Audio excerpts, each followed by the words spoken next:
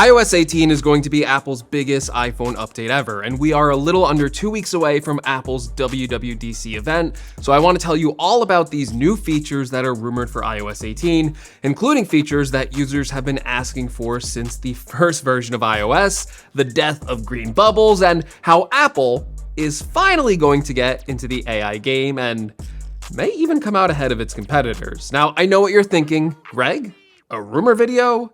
Isn't that a little beneath your skill set as a vaunted tech reviewer? Well, after I gave you my last 30-minute video that I worked days and days and days on, after you gave that so much love with a 9 out of 10, I figured it's time to cash in with an easy video that I barely spent 2 hours working on.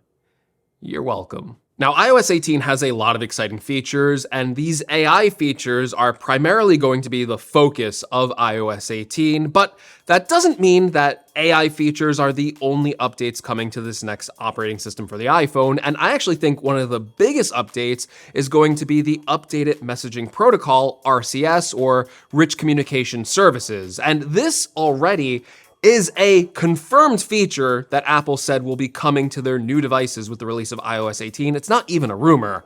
And this is going to enable a more reliable texting experience with iPhone to Android users and include features like high-resolution photos and videos, sharing of larger file sizes, audio recordings, real-time typing indicators, read receipts, emoji reactions, improved group chats, and the ability to send messages over Wi-Fi rather than relying solely on cellular connections. Basically, a lot of the things you love about iMessage and other chat clients will be enabled by default with RCS in the Messages app. And yes, while this literally isn't the death of green bubbles, because make no mistake, Apple will still keep that green bubble imagery when texting Android users, this is metaphorically the death of green bubbles because a lot of the hangups and complaints of texting your Android friends or family will be gone. And it will lead to a much better texting experience between Android and iPhone users. Although, let's be fair, I'm still gonna bully green bubbles. I mean, come on. What are you, too broke to afford an iPhone? The iPhone SE exists, my friend. You green bubble users are maidenless. You got no riz. You pull no bitches. If you wanna come out ahead in the dating world, the ladies love an iPhone. Trust me. Now, that doesn't mean that you'll get access to every iMessage feature on Apple just because you have RCS. And I think one of the big features that people might laugh at first, but I think is going to end up being a big feature on iOS 18 is AI emoji. Yeah, I know.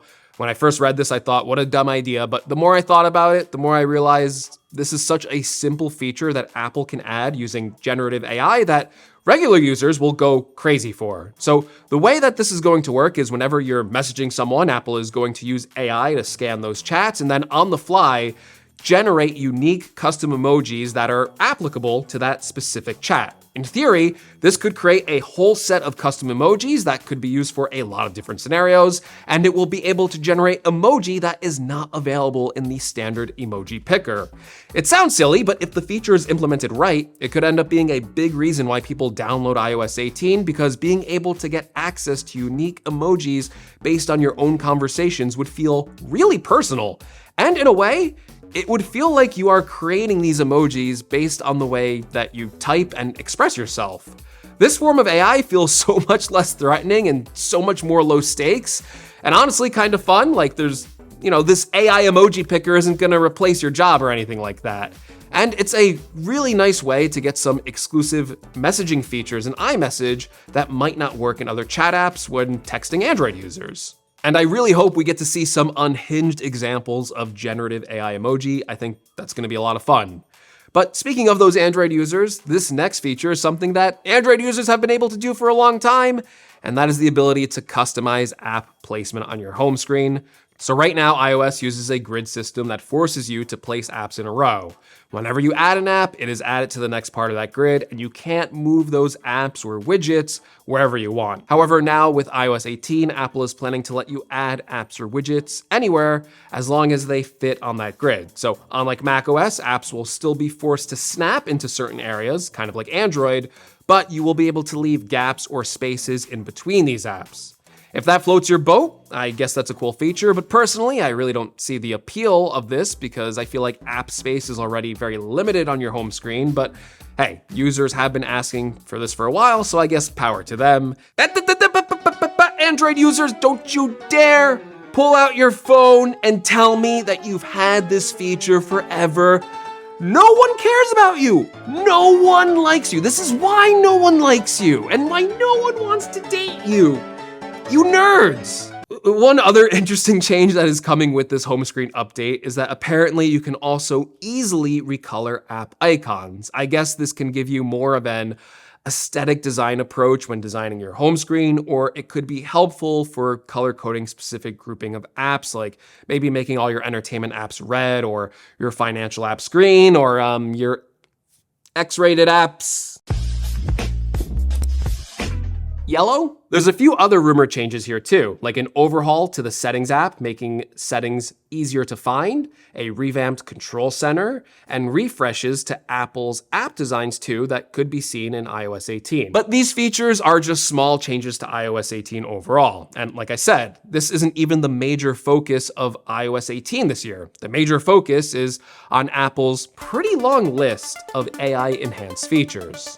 Now, there are some AI features where Apple is clearly playing catch up, and we have kind of seen examples of these types of features before from other competing companies like Google or Adobe or Microsoft. One of those is the ability to have AI help when you're editing photos. The rumors on this feature are pretty vague, but it could be something, I think, as simple as automatically adjusting colors or exposure, maybe making the background blurry without using portrait mode, or removing unwanted people or things from a scene. Apple has already had auto subject detection to, isolate a subject from the background, so it sounds like some of these features will be added into the photo editing app, and they will be AI powered. Apple is also working on expanding voice memos to now include an AI transcription along with every voice recording, and Apple plans to integrate voice recordings, embedding them directly into the Notes app and using artificial intelligence to summarize and highlight key points of these audio recordings. In fact, Apple plans to enable a whole new feature called Smart Recaps that will be used across their entire app ecosystem. A Smart Recap will use AI to smartly summarize things like missed notifications, text messages, news article alerts, web pages, your documents, notes, and other forms of media. To me, it sounds like a smarter version of Apple's notification summary feature that will be able to prioritize and list key points of things that you may have missed. One example I can think of that would be pretty useful is when you have a group chat with a lot of users and you miss a lot of those messages. I think Smart Recaps could be a really helpful way to save time with group notes, documents, and group chats, and especially if it can summarize information from emails. That is something that I desperately need right now. I mean, look at all these missed emails, all these missed messages, all these missed phone calls. That's right, Android users. When you use an iPhone, people actually want to contact you. They actually want to talk to you. I know it's hard for you to believe, but it's so true. Now, like I said before, some of these AI features are new, some are flavors of features we've seen before from other companies, but what I think Apple's unique advantage here with all of these rumored AI features is they're planning to run a lot of these directly on device using the powerful neural engines in modern iPhones and other Apple devices. Apple's master plan here is, as I've said all along through my videos covering this topic, hardware and software together to take advantage of these features. Apple may require the latest iPhones to use these advanced AI features. A report from Mark Gurman says that Apple will require the latest iPhone 15 Pro to access the most advanced iOS 18 AI features. And if Apple is successful at making these hallmark AI features something customers want, then this will solve the dilemma of lack of feature upgrades to modern iPhones and should drive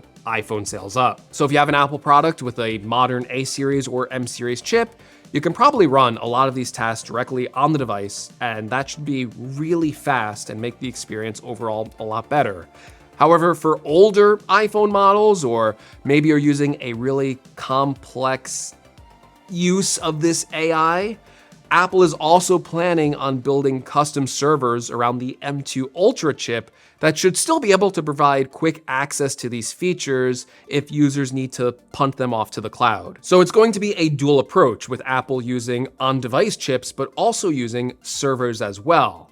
And because it's Apple hardware, I am sure a big focus on these AI features will be the protection of your data and your privacy, even if the request is being sent off device. I also feel like, for the most part, Apple has a good mix of practical and fun AI features. The generative emoji feature in particular, I think, is going to be one of the big talking points this fall, because when other users see these unique emojis, they're probably going to ask you, how did you do that? Or how can I do that? And those are simple types of features that really spread awareness and intrigue for every user. Even if they're not revolutionary or game-changing features, they will spread adoption of iOS 18, and they will spread the word about Apple using AI, and that's what Apple wants out of all of this. Now, that doesn't mean Apple doesn't have something big planned here, and I think by far their biggest rumored announcement isn't even something that they can take credit for.